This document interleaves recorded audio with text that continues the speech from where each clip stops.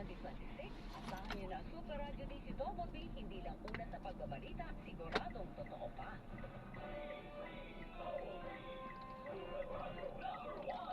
Weng de la Peña sa Anong Senyo. Tama, balik ko tayo sa Anong Senyo, alas 11:21 ng umaga, live na live ngayong araw na ito ng Martes, 21 ng Enero 2026. Gusto ngayon, kung Weng de la Peña, at ang tinatanong natin, kasi nga, meron na akong naglaing sa kamera, kauna-una ang impeachment complaint laban kay Pangulong Bongbong Marcos.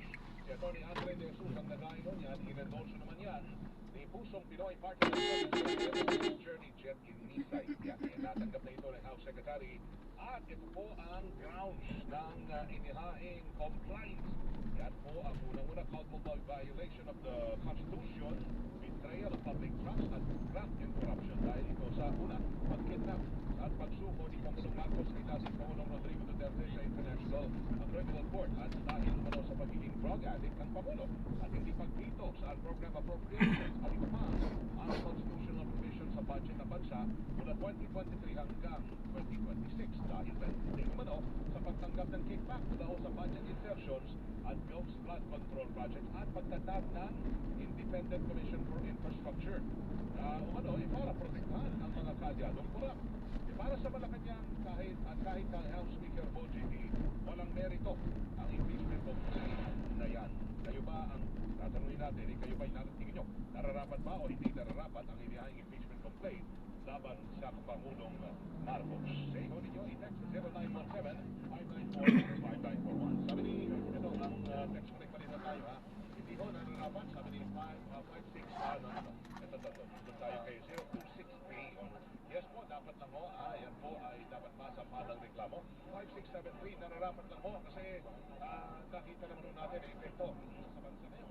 3303, sabi niya sa rin sa akin, ngayon, meron po yung dalawang main benefits. Una po sa lahat, kung sakali pong may masamang nangyari sa borrower po natin, siya po ay pumanaw, ito po ay loan insurance. Ang ibig po nung sabihin, kung meron po siyang outstanding balance against the loan, so po sa loan niya sa GCash, yung insurance na po ang magbabayad. Kung sakaling pumanaw po siya habang nagbabayad po siya ng loan. Ngayon, hindi pa po natatapos yung doon.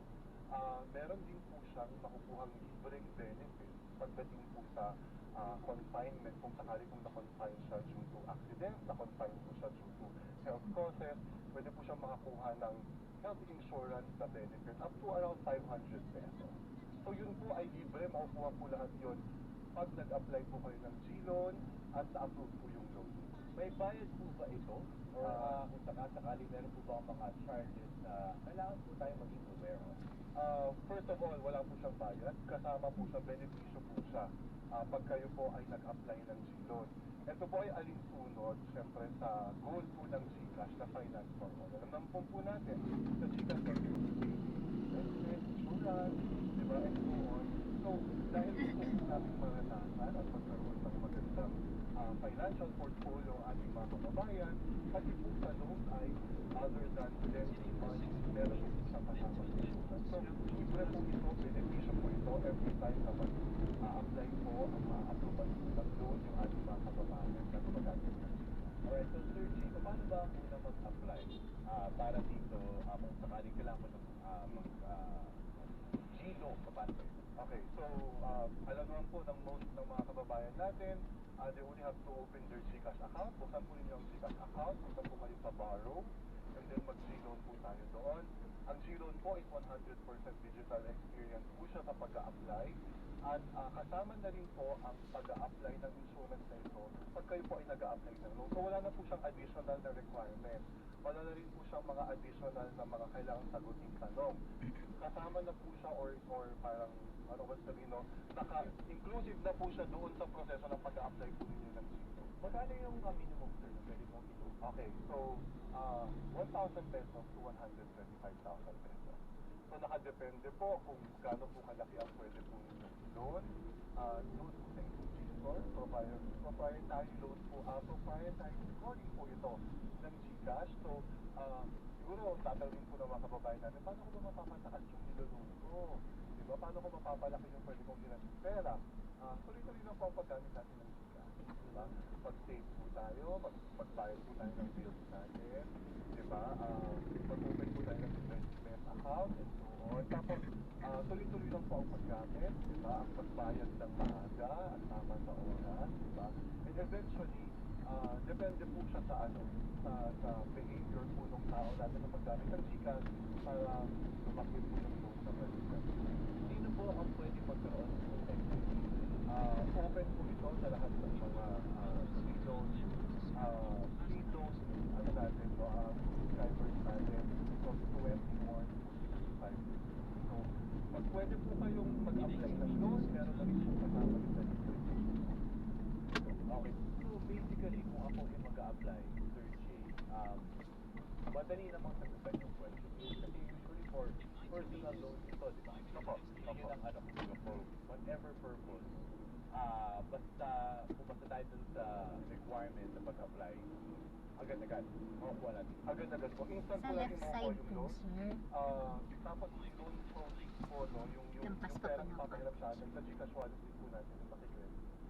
So, Dito na po. Thank you. wala pang Ano po, God-bless po. approve ang Thank loan, you po, approve kuya. agad Salamat yung pera po. ng Gcash wallet po agad siya. At may kasama libreng insurance lang po. Pwede nyo bang ma-emphasize sa inyo? Ayun, so na-drop na natin sila. So, malapit lang yan. Sila nga ay galing dito yan sa may hotel, Hive Hotel. At tinrap natin dito sa may Los Feliz Condominium. Dito lang yan, parehas lang yan sa may Diliman, Quezon City po ito, around dito lang, paikot-ikot lang po ako dito. Central Diliman, Quezon City. Okay, so magbabalik po tayo. Maraming salamat po sa panonood. Hanggang sa muli po, ingat. God bless. Paalam po muna. Pansamantala tayo ay gagawa na ng ibang video sa ating susunod na misyon. Paalam po. This is John pa rin. The Philippine Channel, ang inyo pong lingkod. Paalam po. Sinasali din po namin yung ibang financial products within another financial product. Tulad po nitong G-Loan Protect. Ay, hindi Na po. pag nag-loan kami, kasama kang insurance. Correct. Kasama ng loan. Okay, so kasi di ba pag ang mga Pilipino pag nangangailangan sa mga, well, traditional na mga paghiram ng pera na hindi naman siya financially regulated. So, isa rin sa mga advocate ng GCash, itong borrowing with system. Di ba? Paano naman makwento nyo na hindi naman nakakahiya na humiram ng pera? Hindi naman nakakahiya na mag-loan. So, paano din sinusuporta ng GCash? Una po sa lahat, ang G-Loan po ay isang regulated entity ng Securities and Exchange Commission. Lisensyado po kami ng gobyerno para magpahiram ng pera. At alitunod po siya sa lahat ng alituntunin na binibigay po ng mga government regulators natin. When it comes to yung sinasabi po ninyo kanina na borrowing with dignity, una po sa lahat, ang proseso po ng pag-apply sa loan ng GCash ay 100% digital. Wala kang taong kailangan kausapin, hindi ka kailangan magmakaawa, di ba? Mag-a-apply ka sa cellphone mo using your GCash account at maa-approvean din yung loan mo within the time of application. So, may proseso din po kung paano maningil, di ba? May proseso rin po kung paano magbayad, di ba? At upon application, alam mo na agad kung magkano yung babayaran mo kada buwan, alam mo na rin kung hanggang kailan ka magbabayad, di ba? So, borrowing with dignity, nandun po yung sa nakakabit na proseso doon sa pag-a-apply natin ng loan, di ba? At yun po ay pantay-pantay po ang chances po ng ating mga kababayan na mag-apply ng loan anytime they want using their GCash account. Pagdating sa claim, sa aking notes dito, meron tayong kumbaga also value or kapit pagdating sa paano ba ito usually nangyayari? Okay, ulitin ko lang po, dalawa po yung main benefits ng policy. Una sa lahat, kunyari umiram po kayo ng 20,000 pesos sa G-Loan, diba?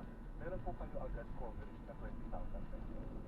Kunyari ang sabi ng G-Loan is babayaran mo ang 20,000 in 6 months. Sabihin na lang natin kunyari na pagdating sa isa, Ay, paalam po. sa tatlong buwan,